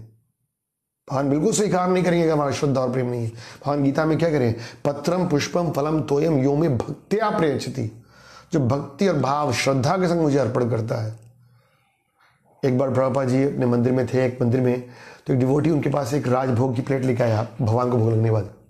प्रभुपाद ने राजभोग की तरफ देखा, उसको हटा के फेंक दिया। सारे भक्त आश्चर्यचकित, अरे भगवान का प्रसाद राजभोग प्रभुपाद ने कैसे तिरस्कार कर दिया। तो जब प्रभुपाद जी किसी डरते डरते एक व्यक्ति ने रात को पूछा कि प्रभुपाद जी आज क्या बात, अन्य प्रसाद तिरस्कार कर दिया, आपने तो बताया था कि प्रसाद और भगवान में कोई अंतर नहीं है। तो क्योंकि प्रसाद बिल्कुल ठीक से बना था, कच्चा था, जला हुआ था। तो प्रभुपाद ने बोला कि तुम्हारे अंदर कोई भावनाएं भी नहीं है और ना तुम्हारे अंदर कोई कला है, तो क्या आपको लगता है कि भगवान ने स्वीकार किया होगा। हम मदन मोहन जी की तरह, हम सनातन गोस्वामी की तरह नहीं है कि जो मदन मोहन जी को कच्चा आटे का पेड़ा खिला रहे थे और बिना नमक के वो भी खा लेंगे। तो हम उस स्तर पर तो है नहीं, तो कम से कम बढ़िया से सावधान होकर कुकिंग करनी चाहिए। ऐसा नहीं कि भाई चलो भगवान ने खाना है जो मर्जी कच्चा पक्का मिर्च वाला मसाला वाला जैसे मर्जी बना दे। तो रघुनाथ गोस्वामी का इतना बड़ा स्तर था कि जो स्वप्न में भी अर्पण करते थे। ऐसे एक और महान भक्त थे जिन्होंने षड गोस्वामी अष्टकम लिखा ना, श्रीनिवास आचार्य, उनकी भी ऐसी लीला है कि एक बार उन्होंने स्मरण में रखा कि मैं गौरांग महाप्रभु की आरती कर रहा हूँ और उनको अनेक प्रकार के फ्लावर्स की माला डाल रहा हूँ। और ऐसे डाल के उन्होंने माला डाली, आरती किया, और जब आरती खोल कर उनका स्वप्न टूटा, खुला, उन्होंने देखा वही भगवान की माला उनके गले में प्रसाद के रूप में पड़ी है। ऐसे अनेक लीलाएं हैं आचार्यों की। इतने महान भक्त थे रघुनाथ गोस्वामी। तो एक बड़ी और सुंदर कथा आती है रघुनाथ गोस्वामी की। तो रघुनाथ गोस्वामी ऐसे सभी ब्रजवासियों से प्रेम करते थे। एक खास ब्रजवासी था, उसका नाम दास करके था, और रघुनाथ गोस्वामी से बड़ा प्रेम करते थे। और हमने देखा ना रघुनाथ गोस्वामी क्या करते थे, सिर्फ 2-3 दिन में एक दोना छाछ लेते थे। तो ये जो ब्रजवासी था ना, ये बड़ा दुखी था रघुनाथ गोस्वामी की इस दशा को देखकर। 2-3 दिन में एक बार सिर्फ एक दोना छाछ लेते हैं, उसकी वजह से ये इतना कमजोर होते जा रहे हैं, लेकिन हमेशा भजन में लगे रहते हैं, और उसको बड़ा मुश्किल लग रहा था। कहते कि इस प्रकार कैसे जी पाएंगे ज़्यादा देर, शरीर में कैसे रह पाएंगे, इतने छोटा सा प्रसाद खाते, बड़ा दुखी हो रहा था। तो एक दिन क्या हुआ कि वो एक गांव में घूम रहे थे, और वो गांव में पहुंचे। उस गांव का नाम था सखीस्थली। तो सखीस्थली गांव में पहुंचे, और वहां उन्होंने एक पेड़ देखा, बड़ा सुंदर पेड़ था, और उस पेड़ के ना पत्ते बहुत बड़े बड़े थे। तो ये भक्त देखकर बड़ा खुश हो गया, बोला मैं इस पेड़ के पत्ते तोड़ कर लेके जाता हूँ और इसका दोना बनाऊंगा। कम से कम दोना, ये दोने का साइज तो बड़ा होगा ना, तो कम से कम इसके अंदर ज़्यादा छाछ आ जाएगी। तो रघुनाथ गोस्वामी किसी तरह से थोड़ी ज़्यादा छाछ तो पी लेंगे। तो वो वहाँ से वो पत्ता लेके गए, और अगले दिन छाछ जब देने गए तो उस बड़े पत्ते वाली छाछ में, दोने में छाछ लेके गए। रघुनाथ गोस्वामी ने देखा कि आज बहुत बड़ा पत्ते का दोना है। उन्होंने पूछा तुम कहाँ से लेकर आए हो, इतना बड़ा पत्ते का दोना कहाँ से मिला? और जब उस व्यक्ति ने बोला, उस जगह का नाम क्या, सखीस्थली, कि मैं ये सखीस्थली से पेड़ लेके आया हूँ, जैसे उन्होंने जगह नाम से गुस्सा आया, उन्होंने वो दोना भी फेंक दिया और छाछ भी फेंक दिया। और उन्होंने बोला, क्योंकि सखीस्थली क्या है, चंद्रावली जी गाँव है। और चंद्रावली कौन है? जो राधा रानी के कंपटीशन में जो गोपी है ना, है। उन्होंने बोला कि वो तो राधा रानी कंपिटिटर हैं कृष्ण से प्रेम करने के लिए। जो चंद्रावली हैं, उनकी जो सखियाँ हैं ना, वो हमेशा कृष्ण को राधा रानी से दूर, राधा रानी की सखियों से दूर ले जाकर और चंद्रावली कैंप में ले जाने जाती हैं। तो इसलिए जो भी हमारे गोस्वामी हैं, रूप गोस्वामी, सनातन गोस्वामी, रघुनाथ गोस्वामी, इनके तो आराध्य राधा कृष्ण हैं, राधा रानी सबके आराध्य हैं।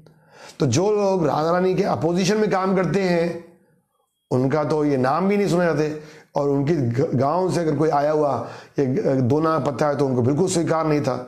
तो क्यों? उन्होंने फिर बताया कि देखो, जब जब उनकी गोपियाँ कृष्ण को, राधा रानी और उनकी गोपियों से दूर ले जाती हैं, तो राधा रानी बड़ी दुखी हो जाती हैं। और क्योंकि हम सब लोग राधा रानी के सेवक हैं, तो इसलिए हमारा एक कर्तव्य बनता है कि हम राधा रानी को दुखी नहीं, बल्कि राधा रानी और उनकी सखियों को प्रसन्न करने के लिए हमेशा कुछ ना कुछ आयोजन करें, है। और तब असली में उस व्यक्ति ने समझा कि ये रघुनाथ गोस्वामी का राधा रानी के प्रति, सखियों के प्रति जो उच्च प्रेम था, शरणागति थी, उसका ये प्रदर्शन था, हाँ, कि किस प्रकार से ये इतने शरणागत थे। तो ये भौतिक दृष्टि से नहीं समझ सकते, कोई भौतिक ईर्ष्या नहीं थी, ये राधा रानी के प्रति शरणागति और राधा रानी के प्रति सेवा भाव था। थोड़ा शांत होने के बाद उन्होंने, रघुनाथ ने उसको समझाया कि देखो, वो चंद्रावली गाँव है और वहाँ पर तुम्हें कभी नहीं जाना है। और तब वो व्रजवासी समझ गया कि ये आध्यात्मिक जगत के जो पूर्णता है उसको प्राप्त किया है। तो वहाँ पर भक्ति रत्नाकर में लिखते हैं कि जो कम बुद्धि के लोग हैं, जिनके अंदर इस बात को सुनकर संशय आएगा, वो लोग असली में भगवान और भगवान की कृपा को प्राप्त करने योग्य नहीं है। इतना शरणागति था उनके पास। तो हम देखते हैं कि रघुनाथ गोस्वामी बिल्कुल भी अपने सारे दिन कुछ खाते नहीं थे।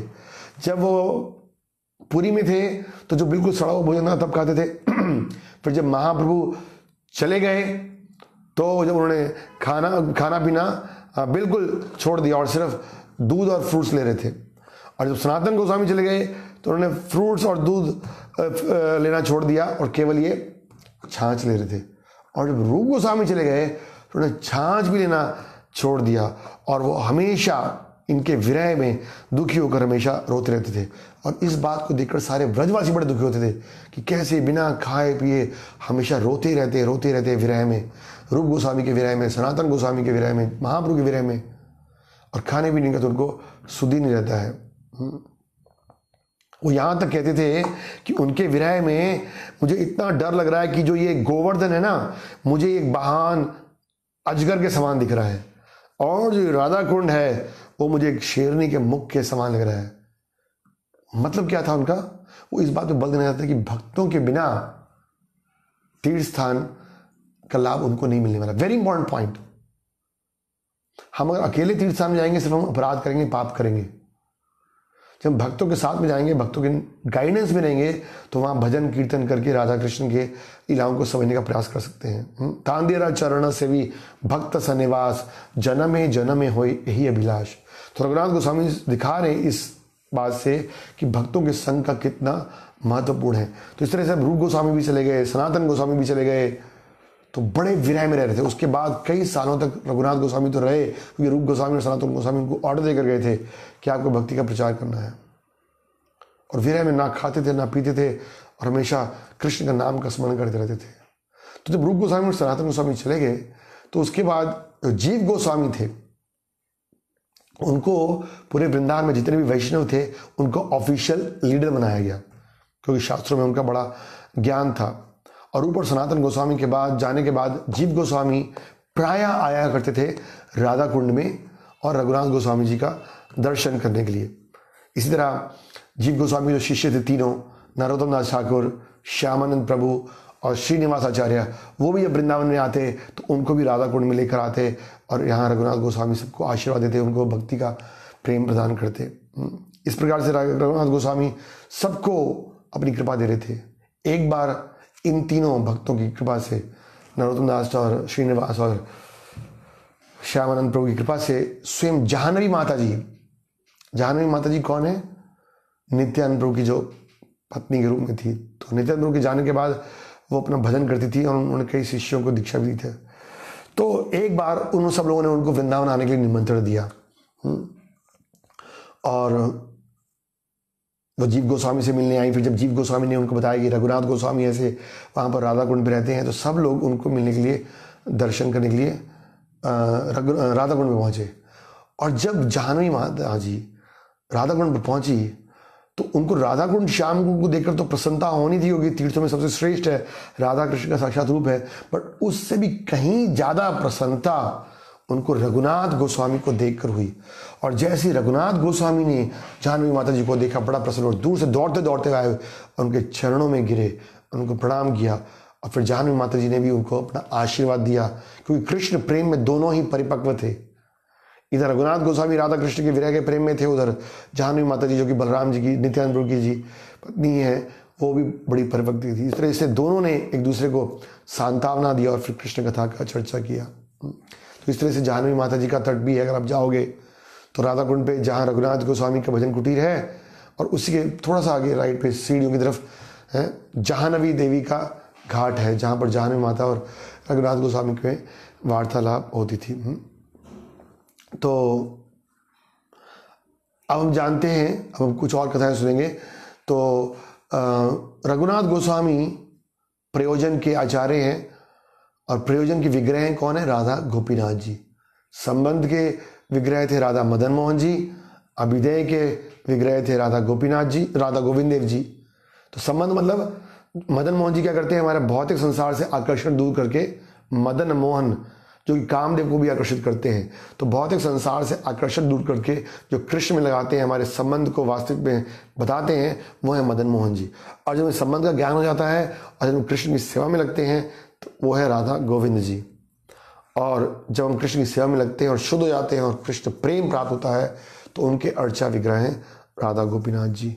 हमने आपको एक दिन बताया था कि जब उत्तरा माता ने ये देखा इन तीनों डीटीज को, तो उन्होंने बताया था ना कि राधा मदन मोहन जी के चरण हैं वो कृष्ण के चरणों के समान मिलते हैं। राधा गोविंद देव जी का जो वक्षस्थल है वो कृष्ण के वक्षस्थल के समान है। और जो राधा गोपीनाथ जी का फेस है वो असली में जो कृष्ण के फेस के समान है। तो राधा गोपीनाथ जी का विग्रह बड़ा ही सुंदर है। गोपीनाथ मतलब जो गोपियों के नाथ हैं। और हम सुनते हैं कि किस प्रकार से खासकर से भगवान राधा रानी और गोपियों के संग उनको माधुर्य भाव में आनंद देने के लिए रासलीला के रूप में किस प्रकार से उनको आनंद देते हैं। वंशीवट जो यमुना के किनारे वंशीवट है, तो पूर्णिमा के दिन रासलीला के समय जब भगवान कृष्ण बांसुरी बजाते थे, अलग अलग गोपियों का नाम लेकर।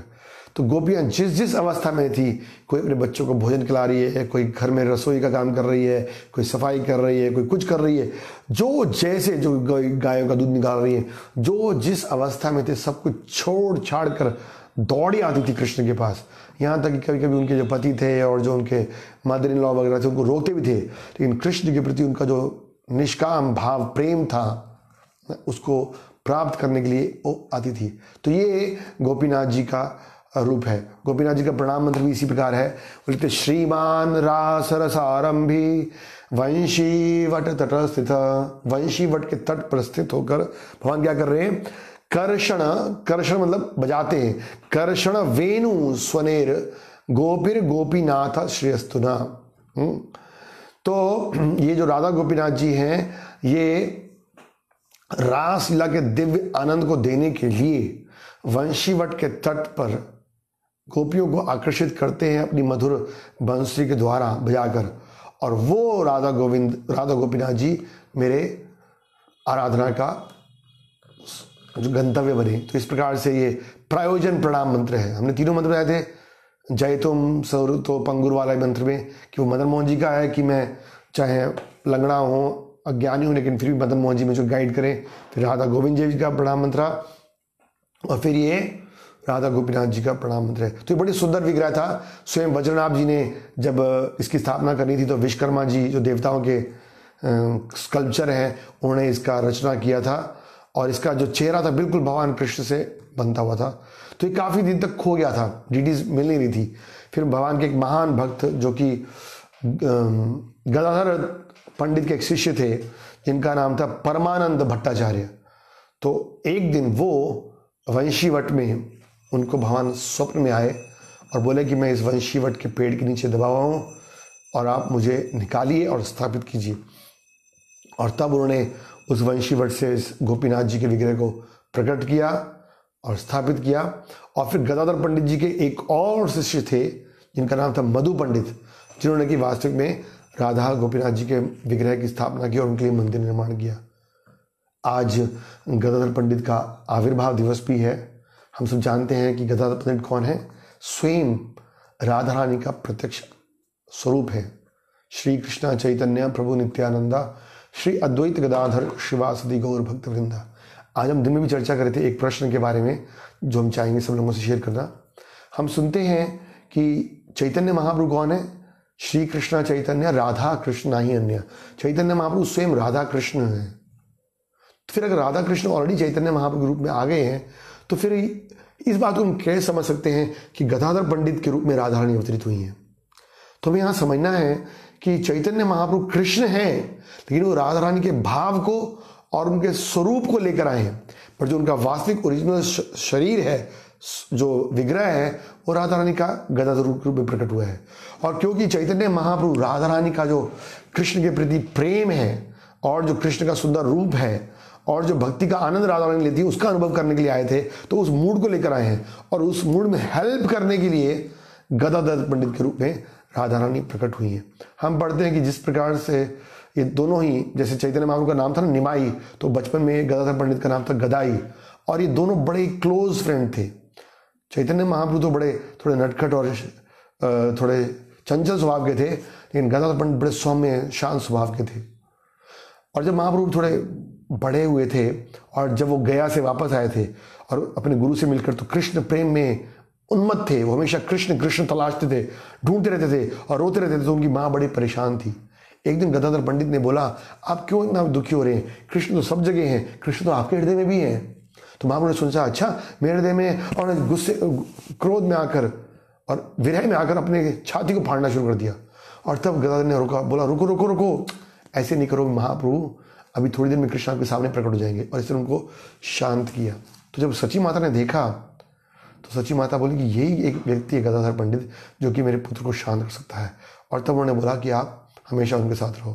तो मैं इसलिए बात बता रहा था गदाधर पंडित के आविर्भाव में कि गदाधर पंडित के ही दोनों शिष्य थे। पहले परमानंद भट्टाचार्य जिनको ये गोपीनाथ जी का विग्रह मिला, और फिर जो मधु पंडित थे वो भी उनके शिष्य थे, क्योंकि गदाधर पंडित स्वयं राधा रानी के रूप में प्रकट हुए हैं। और जब हम बात करते हैं प्रयोजन की, प्रयोजन मतलब कृष्ण प्रेम प्राप्त करना, जो फाइनल गोल है, संबंध कृष्ण के दास के रूप में, फिर अभिदेय भगवान की सेवा करना, और प्रयोजन क्या है, कृष्ण प्रेम प्राप्त करना। और कृष्ण प्रेम को वास्तविक रूप में अगर किसी ने प्राप्त किया है तो वो कौन है, राधा रानी। तो हम देखेंगे कि किस तरह से रघुनाथ गोस्वामी सिखा रहे हैं कि हमें राधा रानी और उनकी गोपियों के सेवक बनकर और इस कृष्ण प्रेम को प्राप्त करने के लिए प्रार्थना करनी चाहिए। तो इस तरह से गोपीनाथ जी का विग्रह प्रकट हुआ। अब वहां पर भी राधा रानी तो थी नहीं, ना मदन मोहन जी के संग थी राधा रानी, ना गोविंद देव जी के संग थी। तो उन्हें मदन मोहन जी और गोविंद देव जी की स्टोरी सुनी थी, किस तरह से राजा प्रताप के पुत्र ने भेजी थी गोविंद देव और मदन मोहन जी के लिए राधा रानी के विग्रह को। तो यहाँ पर भी सब लोग सोच रहे थे कि राधा रानी तो भगवान के हृदय में रहती है, तो एक छोटी सी राधा रानी के लेकर सेवा कर रहे थे। तो एक बार क्या हुआ कि जाह्नवी देवी जब वृंदावन में आई दर्शन करने के लिए, तो सारे गोस्वामियों के मंदिर में जाती थी दर्शन करने के लिए। सबके लिए बंगाल से बहुत सारा सोना चांदी गिफ्ट्स मंदिरों के लिए लेके आती थी, खुद जाती थी बड़े सेवा भाव से सारे मंदिरों में जाकर भगवान के विग्रह के लिए कुकिंग करती थी, राजभोग बनाती थी, उनका श्रृंगार करती थी। तो एक दिन वो राधा गोपीनाथ जी के मंदिर में गई तो उन्होंने देखा कि यहाँ पर जो राधा रानी का जो विग्रह है ना, ये बहुत छोटा है, कृष्ण तो बड़े लंबे हैं, तो राधा रानी उनके बराबर की साइज क्यों नहीं चाहिए, तब तो कृष्ण उनके संग लीला करेंगे ना। लेकिन फिर उन्होंने सोचा कि अरे मैं कौन होती हूँ बोलने वाली, भगवान का जिस रूप में इच्छा है जैसे सेवा लेने का। वो चली गई और जब रात को सोने लगी तो रात को स्वयं गोपीनाथ जी उनके स्मरण में आए और गोपीनाथ जी ने बोला, जाह्नवी देखो कि जो तुम सोच रही हो बिल्कुल सही है, असली में राधा रानी बहुत छोटी है और मैं तुम्हारे से ये प्रार्थना कर रहा हूँ कि तुम जाओ और एक बड़ी राधा रानी मेरे लिए लाकर स्थापन करो, जिससे कि हम भक्तों को आशीर्वाद दे सके। और जो छोटी राधा रानी थी फिर वो भी आई उनके जाह्नवी माता जी के स्वप्न में, और ने बोला कि हाँ जो गोपीनाथ जी कह रहे हैं वही मेरी इच्छा भी है, तो तुम क्या करो एक बड़े राधा रानी को लेकर आओ और ये छोटी वाली राधा रानी है वो भगवान के राइट में रख देना और लेफ्ट में, क्योंकि लेफ्ट में रहती है ना राधा रानी हमेशा, तो जो बड़ी वाली लेकर आओगे वो वहाँ पर लेकर आना। जाह्नवी जी बड़ी खुश हुई, बंगाल में गई, उन्हें बहुत ही अच्छे शिल्पकार को इंगेज किया और अपनी डायरेक्ट सुपरविजन के अंदर एक बहुत ही सुंदर राधा रानी का विग्रह बनाया। और जब विग्रह बन गया तो उन्हें वहाँ से ट्रांसपोर्टेशन करना है, तो उन्होंने एक बहुत बड़ी सुंदर नाव ली और कई चैतन्य महाप्रभु के जो पार्षद थे, संगीगण थे, भक्त थे, उनके साथ उन्होंने राधा रानी को वहाँ से उस बोट में भेजा। और वहाँ पर बड़ी सुंदर उन्होंने प्रार्थना की गोपीनाथ जी से, हे गोपीनाथ जी मैं राधा रानी को भेज रही हूँ, आप कृपा करके ठीक ठाक ये जर्नी पूरी हो जाए, जिससे कि राधा रानी आपकी सेवा में जुड़कर और सब भक्तों को आशीर्वाद दे सके। और फिर उन्होंने नरोत्तम दास ठाकुर, श्रीनिवास और सबको मैसेज दिया कि अभी राधा रानी यहाँ से नवदीप से निकल गई हैं, तो नवदीप में रुकेंगी और फिर एक दिन कटवा में रुकेंगी। कटवा वो जगह है जहाँ पर महाप्रभु संन्यास लिया था और उसके बाद वृंदावन में आएंगी। जैसे ही कटवा में लोगों को पता चला तो सब लोग बड़े प्रसन्न हुए, वहाँ पर बहुत बड़ा फेस्टिवल हुआ, सबने उस बोट में चढ़कर राधा रानी के दर्शन किए और फिर राधा रानी वृंदावन की तरफ पहुँचती हैं। और जब वृंदावन में भक्तों को बचला तो बड़ा भव्य स्वागत हुआ, उनका श्रृंगार किया गया और फिर राधा रानी को स्थापित किया गया। जाह्नवी देवी असली में आनंग मंजरी का अवतार है। कई मंजरियाँ ना, तो आनंग मंजरी, अगर आपको याद हो जब मैंने बलराम जी कथा कही थी एक बार, तो उन्हें बताया था कि बलराम जी एकमात्र ऐसे व्यक्ति हैं जो सारे रसों में भगवान की सेवा करते हैं। दास्य रस में भी भगवान का बेड बनकर, भगवान के शूज बनकर, असली में शूज बनकर वो शांत रस में कर रहे हैं, बेड और शूज बनकर वो शांत रस में सेवा कर रहे हैं। फिर दास रस में कभी कभी भगवान जब थक जाते हैं तो बलराम जी उनके चरणों को दबा रहे हैं, और साखी रस में तो उनके संग खेलते ही हैं ग्वाल बालों के संग।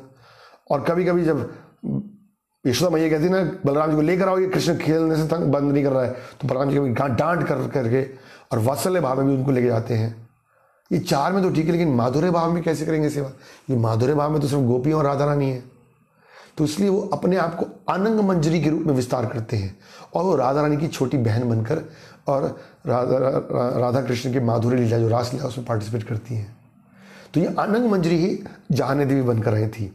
और इससे बताया गया जब जाह्नवी देवी ने अपना शरीर छोड़ा तो फिर छोटी वाली राधा रानी थी जो कि उनके लेफ्ट में राइट में थी, तो उसमें उन्होंने जाके विलीन हो गई, क्योंकि वो जाह्नवी देवी स्वयं आनंद मंजरी का अवतार है और तब से उनकी सेवा चल रही है।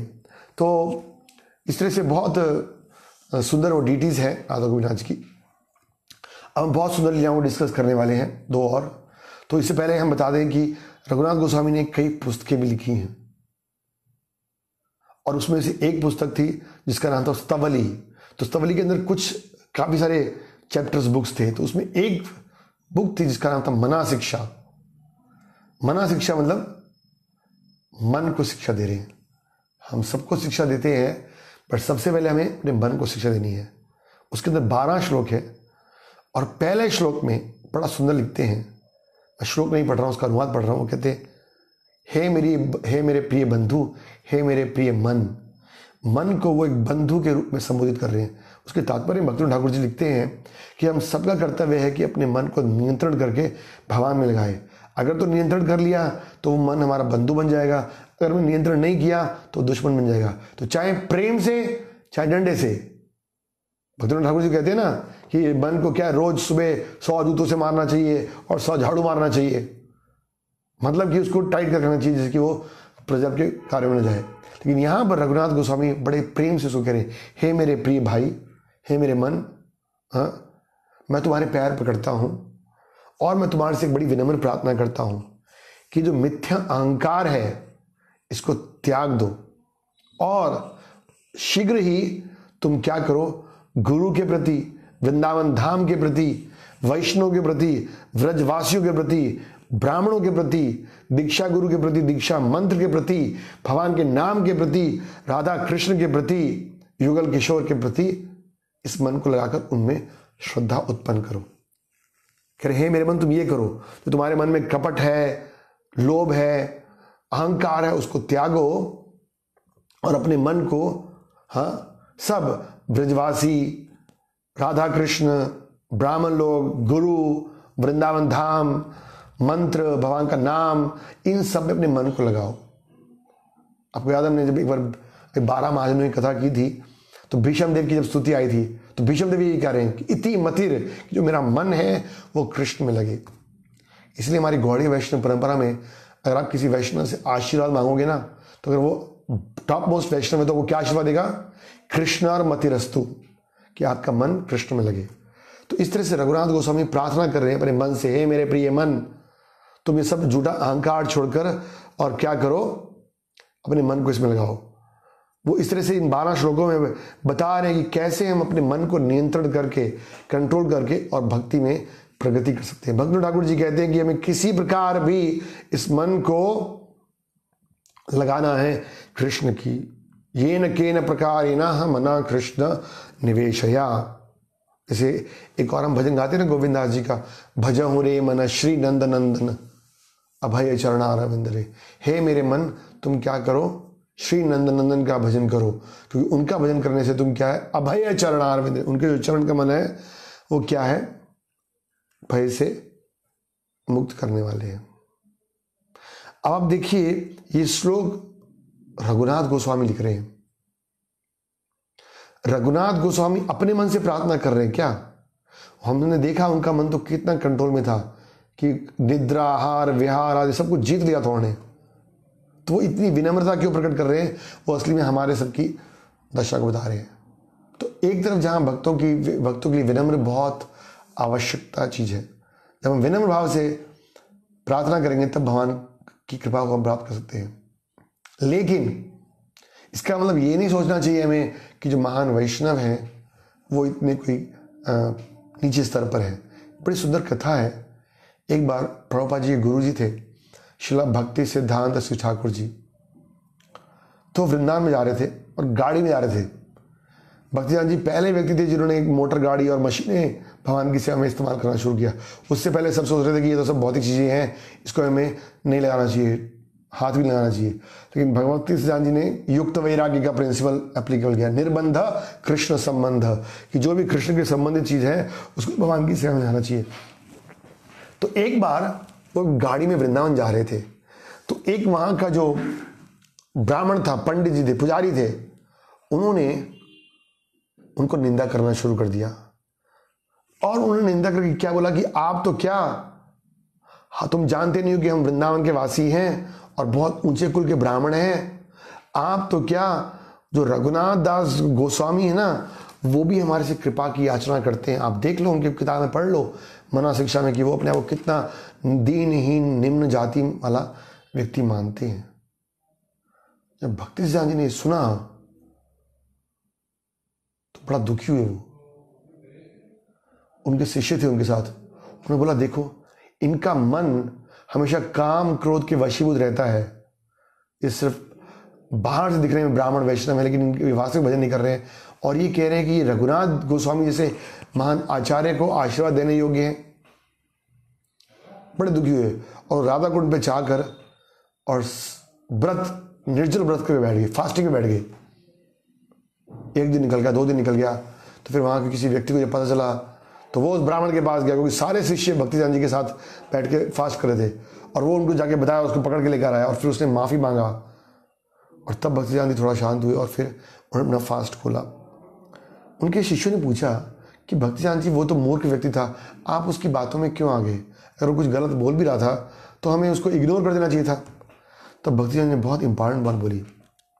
वो बोली अगर मैं कोई साधारण बाबा जी होता, निरंजन भजन करने वाला, एकांत में भजन करने वाला, तो मैं उनकी बात को अनसुना करके एक जगह बैठकर अपना भजन कर देता। लेकिन मैं एक आचार्य के रूप में यहाँ प्रचार करने के लिए आया हूँ। अगर मैं गाड़ी में चलकर घूम रहा हूं तो मैं इसको कैसे जस्टिफाई करूंगा? कहने का मतलब है कि मैं दिखाना चाहता हूं कि भक्ति में हर जो चीज है, अगर हम उसका उपयोग कर रहे हैं, उसको उपयोग करना चाहिए। और यदि कोई व्यक्ति गुरु साधु की निंदा करता है तो उसको भी विरोध करना चाहिए।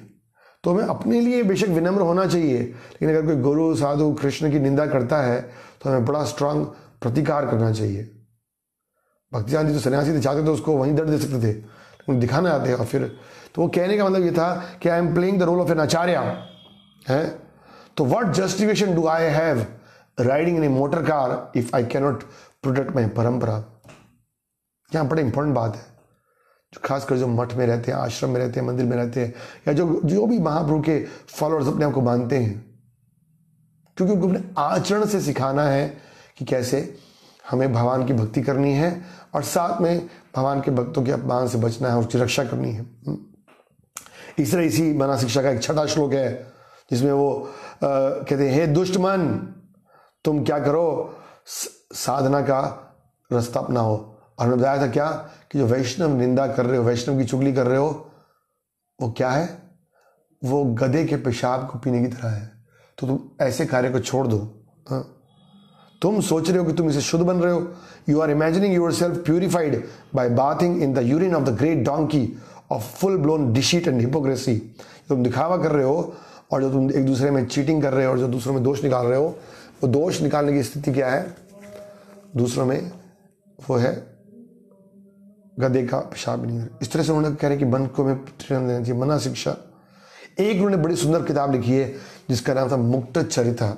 बड़ी सुंदर कहानी, बड़ी सुंदर लीला है जिसको रघुनाथ गोस्वामी ने बड़े डिटेल में वर्णन किया है, तो वो भी सुनेंगे। तो मुक्त चरिता में एक कहानी आती है कि एक बार द्वारका में भगवान कृष्ण थे और सत्यभामा ने पूछा कि मैंने सुना है कि जब आप वृंदावन में थे तो आपने एक दिन वृंदावन में एक बगीचा लगाया जिसमें कि हीरे मोती निकलते थे। आपने हीरे मोती का पेड़ लगाया। मेरे को वो कथा सुननी है, जरूर कृपा करके मेरे को कथा सुनाओ ना। तो भगवान ने बोला ठीक है। भगवान सुनाने लगे। ये रघुनाथ गोस्वामी नरेट कर रहे हैं स्टोरी। तो भगवान स्टोरी सुनाना करते कि एक बार की बात है, कार्तिक का महीना था, दिवाली का दिन था। राधा रानी और सारी सखियां जो थी वो राधा कुंड के पास एक और जगह है जिसका नाम है मलेहार कुंड। मलेहार कुंड। तो मलेहार कुंड पे राधा रानी आती हैं, अपने सखियों के संग आती हैं और ये सब सखियां वहां पर आकर क्या है, बड़े सुंदर सुंदर मोतियों के हार बना रही थी। तो जो कृष्ण का तो तोता है ना, उसका नाम है विचक्षण। तो उसने आके कृष्ण को मैसेज किया कि अरे अरे राधा रानी अपनी सखियों के साथ और मल्हार कुंड में और बड़े बड़े सुंदर सुंदर हार बना रही है, मोतियों के हार बना रही है। तो कृष्ण वहां पर अपने कुछ मित्रों के संग आए और उन्होंने सारी सखियों से प्रार्थना किया कि आप कृपा करके मुझे कुछ मोती, कुछ हार दे दो, क्योंकि मैंने अपनी गायों के लिए ना, उन्होंने उनकी 2 गायें थी खासकर से, हरिणी और हफनी, कहते मैंने इन गायों के लिए सुंदर हार बनाने हैं। लेकिन जितनी भी गोपियां थी उन्हें सबने मना कर दिया। कृष्ण ने बड़ी प्रार्थना की, कृपा करके मुझे कुछ तो दे दो, मैं अपनी गायों के लिए और हार बनाना चाहता हूँ, क्योंकि भगवान गायों से बड़ा प्रेम करते थे। तो चढ़ाने के लिए जब ललिता ने देखा कि इतना मांग रहे हैं तो ललिता गई और थैले में ना एक टूटा सा मोती पड़ा था। उन्होंने बोला हम तो आपको ज़्यादा से ज़्यादा यही देते, आपको ये ले लो बस। कृष्ण बड़े दुखी हो गए, अप्रसन्न हो गए कि अरे मैं अपने गायों की सेवा नहीं कर पाऊंगा। वो गए अपने घर में और यशोदा मैया के पास गए और यशोदा मैया को बोलते हैं कि भैया मुझे ना कुछ मोती दो और मैं मोतियों का पेड़ में लगाऊंगा और फिर जब पेड़ों से मोती आएंगे तो मैं अपने गायों को सुंदर सुंदर हार बना के दूंगा। मैया हंस पड़ती है। मैया कहती मोतियां पेड़ पे नहीं लगती, मोती तो समुद्र से निकलती हैं। कृष्ण बोला नहीं मैया, तू मुझे मोती दे, जब मैं पेड़ लगाऊंगा ना तो देखेगी तेरे सामने ही पेड़ भी लगेगा और उसमें से मोती भी निकलेंगे और मैं हार बनाऊंगा। अब यशोदा ने बोला ये माने का तो है नहीं, चलो उसको दे दिए कुछ मोती। कृष्ण जाते हैं यमुना के किनारे पर, कुछ गड्ढे खोदते हैं और वहां पर वो मोती डालते हैं। अब बीज डाल दिया तो कृष्ण बोलते हैं एक्चुअली यशोदा मैया होगी, मैंने देखा है नंद महाराज को कि वो मोती ऐसे बीज डालते हैं और उनमें से पौधे निकलते हैं। तो यशोदा कहते ठीक है तू ले जा भाई, ले जा बीज, और लेके जाके डालते हैं। और फिर वो गोपी के पास भेजते हैं अपने मित्रों को, जाओ उनसे बोलो कुछ दूध दे दें क्योंकि मेरे को इन पौधों में डालना है। तो गोपियाँ फिर मजाक उड़ा देती है हमारे पास नहीं दूध। तो फिर वो कृष्ण यशोदा के पास जाते हैं और कहते हैं भैया मुझे कुछ दूध दो, क्योंकि उन्होंने क्या देखा था कि मोती सफ़ेद सफ़ेद कलर के ना, तो दूध दो मुझे और मैं दूध इनको डालूंगा तो मोती निकलेंगे। यशोदा मैया कहते तू ले जा भैया, तू जो कर ले करना है। कृष्ण दूध ले जाते हैं, सब मोतियों के पेड़ों में मतलब बीजों में वो दूध डालते हैं। एक हफ्ते बाद उसमें सुंदर सुंदर अंकुर निकल आते हैं, छोटे छोटे बिल्कुल हरे हरे पौधे निकलते हैं। तो कृष्ण कहते हैं देखो गोपियों को, देखो देखो मोतियों का पेड़ निकल रहा है। गोपी कहती है कोई मोती का पेड़ निकलना है, इसमें सब कांटे निकलेंगे, कांटों का पेड़ बनेगा ना कि मोती का पेड़ बनेगा। कृष्ण कहते तुम देखो थोड़े दिन में, और 2 हफ्ते बाद पेड़ बड़े हो जाते हैं और फिर उनमें सुंदर सुंदर मोती उग जाते हैं। और वो इतने सुंदर मोती थे कि केवल वो सुंदर ही नहीं थे, उन सुगंधित मोती थे और पूरे वृंदावन का वातावरण इतना सुगंधित हो जाता है और वो सुगंध पहुंचती है राधा रानी उनकी गोपियों के पास। अभी गोपियाँ कहती हैं तो बड़ा काम गड़बड़ हो गया और उनको ईर्ष्या शुरू हो जाती है और वो कहती है हम भी गोपियाँ कहती है हम भी पेड़ लगाएंगे और कृष्ण से बढ़िया मोतियों का पैदा करेंगे। और वो अपने घरों में जाती हैं, जितने भी उनके नेकलेस थे, मोतियों के हार उड़ते, अपने माता पिता सबसे मांग मूंग के और सब ले आती हैं और वो बीज देती हैं। वो भी 1 हफ्ते बाद उसमें भी पौधा निकल आता है, बड़ी खुश होती है। लेकिन 2 हफ्ते बाद क्या होता है, देती तो उसमें से वास्तविक कांटे निकल आते हैं जो कृष्ण के लिए उन्होंने बोला था ना, तो कांटे हो जाते हैं। अब कृष्ण जब देखते हैं तो बड़ा चिढ़ाते हैं, हाँ तुम मेरे को कहती थी ना, अभी देखो ये कांटे कांटे हो गए हैं और अब मेरे पास इतने सारे मोती हैं, बड़े सुंदर मोती थे। और भगवान ने क्या किया, फिर उन मोतियों के हार बनाए, गायों को दिए, बछड़ों को दिए, अपने ग्वाल बालों को दिए, यहाँ तक कि वो कह रहे हैं कि बंदरों को भी दिए, सबको दिया उन्होंने। लेकिन गोपियों को कोई मोती नहीं दिया। गोपियों ने बोला हमें कुछ मोती दे दो, क्योंकि उनको परेशानी हो रही थी, चिंता हो रही थी कि उन्हें माता पिता से इतने सारे मोती लेकर आए, वापस कैसे करेंगे, सारे तो ये कांटे बन गए। उन्होंने बोला कुछ मोती हमें दे दो। उन्होंने बोला कुछ नहीं मिलेगा, चले जाओ ऐसे। अभी सोच रहे क्या करें। फिर एक गोपी को भेजा उन्होंने और वो अपने घर से कुछ सोना लेकर आई कि भाई सोने के बदले में कुछ मोती दो, क्योंकि घर में तुम्हें मोती दिखाने हैं। तो वहाँ पर सनातन गोस्वामी, रघुनाथ गोस्वामी इस तरह चर्चा कर रहे हैं कि कृष्ण कहते हैं ये सोना, अरे तुम अगर नारायण जो है ना विष्णु, उनके गले में जो कौस्तुभ मणि है, अगर तुम उसको भी लेकर आ जाओगी ना, तब भी मेरे एक मोती के एक दाने का भी वो कीमत नहीं झुका सकेगा, चले जाओ यहाँ से। ऐसे कई गोपियाँ आती हैं, अलग अलग घर से सोना लेके आती हैं। राधा रानी चुप कर देख रही है, कुछ बोल नहीं पा रही हैं। वो कृष्ण वो पीछे से छुप कर देख रही है क्या हो रहा है, लेकिन कृष्ण टस से मस नहीं हो रहे हैं, बिल्कुल मना कर देते हैं, कुछ नहीं, कोई एक ही मोती नहीं मिलेगा। अब जब कुछ नहीं होता है ना, तो फिर राधा रानी सोचा सुबल को बुलाते हैं। सुबल एक तरह से मीडिएटर है उनका। सुबल जो है ना, वो राधा और कृष्ण में जब कोई थोड़ा सा मन मुटाव होता है, झगड़ा होता है, तो मीडिएशन करते हैं। तो वो फिर क्या करते हैं, सुबल को बनाते हैं और सुबल को बुलाया जाता है। सुबल कोशिश भी करता है, लेकिन कोई सोल्यूशन निकलता नहीं है। राधा रानी सब कुछ सुन रही हैं और सारी गोपियाँ बड़ी दुखी होकर राधा रानी के पास आ जाती हैं और राधा कुंड में वो सोच रही क्या करना है। और जब गोपियाँ राधा कुंड में आई होती हैं तो कृष्ण फिर सारे जितने भी अच्छे अच्छे मोती थे उनको लेते हैं, अपने हाथ से हार बनाते हैं, एक बड़ा सुंदर हार बनाते हैं, उसको एक बक्से में रखते हैं और उस बक्से पे अपने हाथ से नाम लिखते हैं श्रीमती राधा रानी का। फिर कुछ और हार बनाते हैं, उनको छोटे छोटे बक्सों में रखते हैं और अलग अलग गोपियों का नाम लिखते हैं इस तरह से, और फिर अपने ग्वाल बालों के हाथ से वो सारे बॉक्सेस भेजते हैं राधा कुंड पर। राधा रानी को राधा रानी का गिफ्ट मिलता है और सारी गोपियों को मिलता है। राधा रानी और गोपियाँ बड़ी प्रसन्न होती हैं उन गिफ्ट्स को लेकर, पर्ल्स जो थे, मोतियों का हार थे। और फिर राधा रानी बदले में बड़ा सुंदर हार बनाती हैं फ्लावर्स का, जो कि बहुत ही सुंदर था, और फिर वो कृष्ण को एज ए रेसिप्रिकेशन ऑफ लव, अपने प्रेम की भेंट भेजती हैं। और फिर इस तरह से गोपियाँ वो सारे हारों द्वारा अपने आप को सजाती हैं और बड़ी प्रसन्न होती है, और इस तरह से उनके पिता भी, बड़े पेरेंट्स भी आके प्रसन्न होते हैं। तो इस तरह से रघुनाथ गोस्वामी स्टोरी सुनाते हैं। बड़ी इंपॉर्टेंट बात है यहाँ पर एक, कि असली में हम हमारे भक्त लिखते हैं कि भगवान की कृपा से, चैतन्य महाप्रभु की कृपा से और गुरु की कृपा से हमें भी ये भक्ति रूपी मोती मिल रहे हैं। तो हमें क्या करना चाहिए? हमें इसको प्राप्त करने के लिए प्रार्थना करनी चाहिए। हमारा वास्तविक धन ये है, कृष्ण और गुरु के द्वारा प्राप्त की गई जो भक्ति है हमारा वास्तविक धन है। और हमें ये देखना चाहिए कि बाकी सब कुछ क्या है, उन कांटों के समान है जो कि हमारे भक्ति में रुकावट बनते हैं। हाँ, तो जो कि हमारी भक्ति में रुकावट बनते हैं। तो इसलिए जब तक हम ये नहीं समझेंगे कि इस मोती की, मतलब भक्ति रूपी मोती की क्या कीमत है, तब तक हमसे छूट जाएगा, और फिर हम केवल इस भौतिक संसार में जो कांटों के रूप में जो आनंद है ना, उसको भोग के अपने कष्ट पाते रहेंगे। जैसे प्रभुपाद ने उदाहरण दी ना ऊँट का। ऊँट क्या करता है? कांटे खाता है, और जब वो कांटे खाता है तो उसका अपना खून निकलता है, लेकिन उसको लगता है कि इसमें बड़ा आनंद मिल रहा है। तो ऐसे कई प्रकार की सुंदर किताबें हैं। एक किताब हमें बताया कि उसका नाम था स्तवली, जिसमें मना शिक्षा आती है। फिर एक मुक्त चरिता जिसमें एक कथा आती है। एक उन्होंने एक और पुस्तक लिखी, विलाप कुसुम अंजलि। विलाप कुसुम अंजलि, विलाप मतलब दुखी रो रहे, कुसुम मतलब फ्लावर्स। तो क्योंकि रघुनाथ गोस्वामी प्रयोजन के आचार्य हैं, तो वो हमेशा राधा रानी की परम स्थिति को स्थापित करने में व्यस्त रहते थे।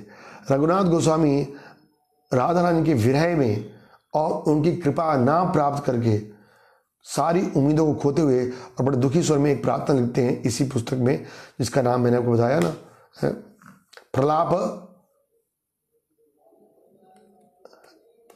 प्रलाप कुसुम अंजलि, विलाप कुसुम अंजलि। उसमें लिखते हैं एक श्लोक में कि मेरा जीवन व्यर्थ है, माई लाइफ इज वर्थलेस। अगर मुझे राधा रानी की कृपा नहीं मिलेगी तो मैं सब कुछ छोड़ दूंगा। यहां तक कि वृंदावन में रहना, यहां तक कि राधा कुंड में रहना भी मेरे लिए व्यर्थ है। राधा कुंड और वृंदावन की बात तो छोड़िए, बिना राधा रानी के मुझे कृष्ण भी नहीं चाहिए, कृष्ण का भी मेरे जीवन में कोई महत्व नहीं है। हो प्रिय राधा रानी, आप ही मेरे जीवन का एकमात्र सार हैं। आप कृपा करके मुझे अपनी कृपा दीजिए, और इस विरह में रोते हुए मैं आपके चरणों को पकड़कर अपने हृदय में धारण करता हूँ और आपकी प्रेममयी सेवा का प्रार्थना करता हूँ।